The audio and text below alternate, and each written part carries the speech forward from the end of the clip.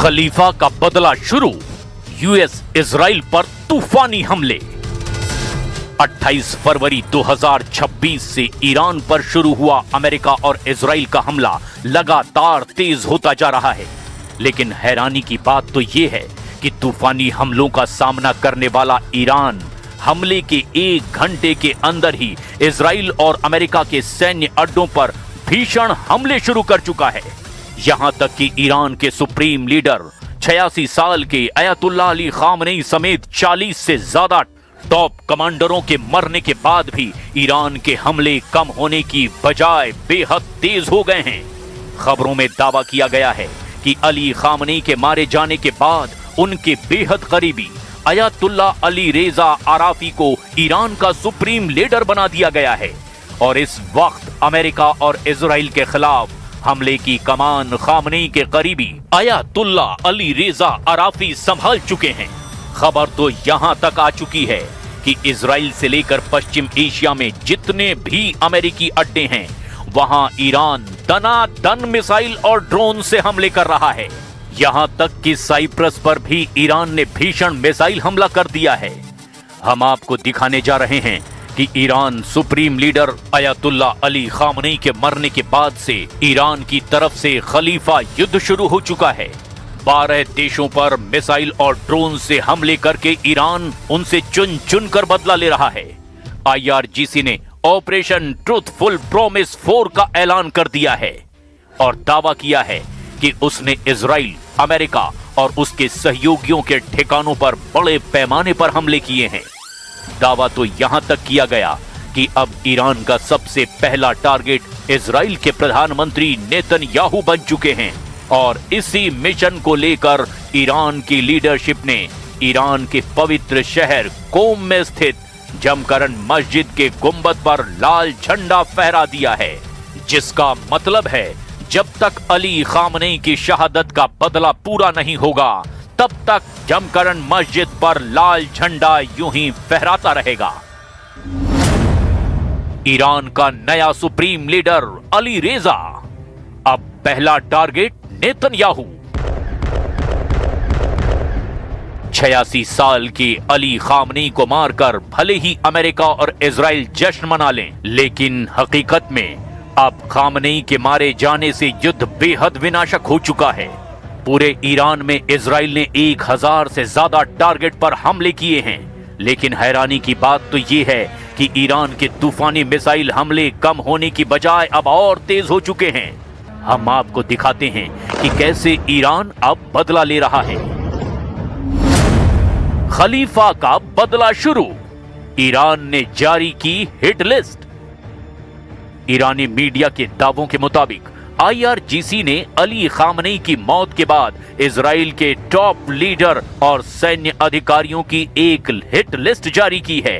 ईरानी सरकारी मीडिया और social media चैनलों पर साझा की गई जानकारी के मुताबिक IRGC ने विशेष रूप से उन लोगों को निशाना बनाने की कसम खाई है जिन्हें वो इस हमले का मास्टरमाइंड मानते हैं। इस लिस्ट में जो नाम दिए गए हैं उन्हें जानकर आप भी हैरान रह जाएंगे। पहला टारगेट बेंजामिन नेतन्याहू। ईरान की हिट लिस्ट में पहला नाम इजराइल के प्रधानमंत्री बेंजामिन नेतन्याहू का है, जिन्हें ईरान पर हमले का मुख्य मास्टरमाइंड माना जाता है। दूसरा टारगेट इजराइल कॉट्स। इजराइल के रक्षा मंत्री इजराइल कॉट्स को ईरान ने अपनी हिट लिस्ट में दूसरे नंबर पर रखा है, जिन्होंने ऑपरेशन लॉयंस रॉर की शुरुआत की आधिकारिक पुष्टि की थी। तीसरा टारगेट इजराइल के सैन्य प्रमुख इयाल जमीर ईरान का तीसरा टारगेट बताए जा रहे हैं, जिन्हें मारने के लिए एड़ी चोटी का जोर लगाया जा रहा है। चौथा टारगेट, ईरान का चौथा टारगेट है डेविड बार्निया, जो इजराइल की खुफिया एजेंसी मोसाद के चीफ हैं। ईरान का मानना है कि खामनेई की सटीक लोकेशन का पता लगाने में मोसाद की सबसे बड़ी भूमिका थी। पांचवा टारगेट तोमेर बार। इजरायली वायुसेना के प्रमुख तोमेर बार भी ईरान के प्राइम टारगेट लिस्ट में आ चुके हैं। खामनेई को मारने के लिए हवाई हमला हुआ था, इसीलिए ईरान उन्हें मुख्य अपराधी मान रहा है। छठा टारगेट शलोमी बिंदर। ईरान के सैन्य खुफिया निदेशालय के प्रमुख अब ईरान के टारगेट पर हैं। ईरान किसी भी कीमत पर चलूमी बिंदर को मारना चाहता है। 7वां टारगेट इत्जिक कोहेन। इजराइल के आईडीएफ के ऑपरेशंस निदेशालय के प्रमुख इत्जिक कोहेन भी ईरान के टारगेट पर हैं। بر هم کوبیدن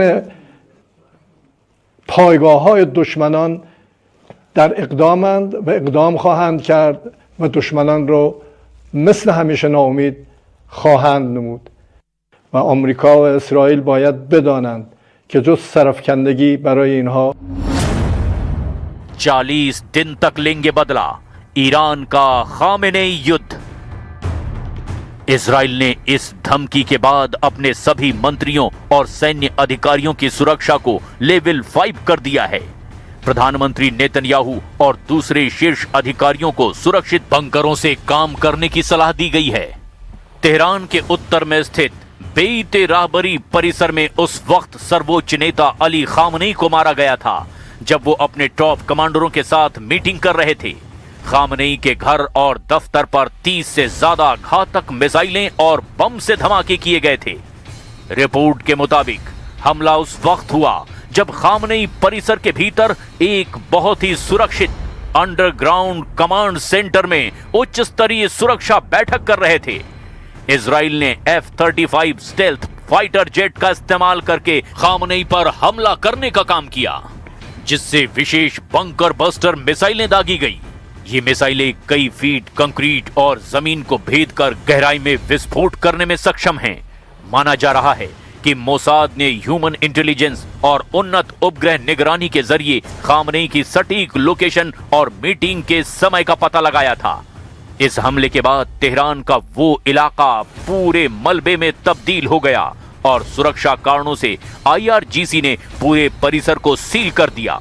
हमले वाली जगह पर अभी भी फॉरेंसिक और सुरक्षा टीमें जांच कर रही हैं। खामनेई की मौत के बाद ईरान ने 40 दिन का शोक और 7 दिन की छुट्टी का ऐलान कर दिया है। खबर तो यहां तक है कि ईरानी सेना अब अपने इतिहास के सबसे खौफनाक हमले करने जा रही है। खामनेई की मौत का बदला लेने के लिए ईरान में एक मस्जिद में लाल झंडा फिर से फहराया गया है। ये झंडा मुख्य रूप से ईरान के पवित्र शहर कोम में स्थित जमकरण मस्जिद के गुंबद पर फहराया गया। ईरानी परंपरा और शिया इस्लाम में जमकरण मस्जिद पर लाल झंडा फहराने का एक बहुत ही गहरा और गंभीर अर्थ होता है। ये झंडा बदले का प्रतीक है। इसका मतलब है कि अन्यायपूर्ण तरीके से बहाए गए खून का बदला हर हाल में लिया जाएगा। ये झंडा तब तक नहीं उतारा जाता जब तक कि उस मौत का बदला ना ले लिया जाए। ऐतिहासिक रूप से इसे इमाम हुसैन के बलिदान से जोड़ा जाता है। यह अमेरिका और इजराइल के लिए एक सीधी सैन्य चेतावनी है कि ईरान अब अनलिमिटेड जवाबी कार्रवाई के दौर में प्रवेश कर चुका है। खामनेई की मौत के बाद ईरान में 2 प्रकार के झंडे चर्चा में हैं। काला झंडा, ये मशहद के इमाम रजा श्राइन और अन्य सरकारी इमारतों पर फहराया गया जो शोक का प्रतीक है। लाल झंडा, ये जमकरण मस्जिद पर फहराया गया जो ये दर्शाता है कि शोक अब बदले की कार्रवाई में बदल चुका है। IRGC ने इस झंडे को फहराए जाने के बाद बयान दिया कि इमाम यानी खामनेई के कातिलों को पकड़ने वाला हाथ अब पीछे नहीं हटेगा। कुछ रिपोर्ट्स में दावा किया गया कि ईरान शोक के 40 दिन तक इजराइल और अमेरिकी अड्डों पर लगातार हमला करता रहेगा। अब तक ईरान ने इजराइल को मिलाकर 12 देशों पर हमला किया है। ईरान का दावा है कि उसने अमेरिका के 27 सैन्य अड्डों पर हमले किए हैं। ईरानी स्टेट टीवी खासकर ओफोग नेटवर्क ने इजराइल और अमेरिका के नेता और सैन्य लीडरशिप की तस्वीर लगाकर एक वीडियो प्रसारित किया है। इस प्रसारण में इब्रानी भाषा में चेतावनी दी गई है, हम तुम्हारी मौत का समय तय करेंगे, बस अबाबुल यानी ईरानी ड्रोन का इंतजार करो। ईरान ने हाइपरसोनिक मिसाइलों से हमले तेज कर दिए हैं। फतह और खैबर शिकन इजराइल के उन एयरबेस को तबाह कर रही हैं जहां से ये अधिकारी अपनी गतिविधियों का संचालन करते हैं। शाहिद 136 और अबाबिल ड्रोन को खास ठिकानों पर हमले के लिए रवाना किया जा रहा है। जिंदा खामनेई खतरनाक, मरा खामनेई ज्यादा खतरनाक। इसमें कोई शक नहीं कि अली खामनेई को मारकर अमेरिका और इजराइल ने बहुत बड़ी बढ़त हासिल कर ली है, लेकिन यह भी हकीकत है कि जिंदा खामनेई अमेरिका और इजराइल के लिए जितना खतरनाक था उससे कहीं ज्यादा खतरनाक अब मारे जाने के बाद हो चुका है। 86 साल के सुप्रीम लीडर को मारना एक तरह से इजराइल और अमेरिका पर भारी भी पड़ने लगा है। ईरान ने 24 घंटे के अंदर इजराइल समेत 12 देशों पर हमले तेज कर दिए हैं। सुपर पावर अमेरिका और आधुनिक घातक हथियारों से लैस इजराइल से ईरान अब अपने दम पर ही अकेले मुकाबला कर रहा है। खामनेई के मारे जाने के बाद से ईरान के मोर्चों पर तैनात हर कमांडर और उसका बल इस वक्त खुद को ही खामनेई समझकर इजराइल और अमेरिकी अड्डों पर भीषण हमले कर रहा है।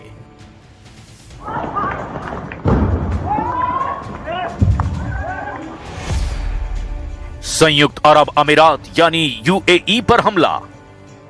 अल दफरा एयर बेस अबू धाबी में इस बेस पर भीषण धमाकों की खबरें आई है।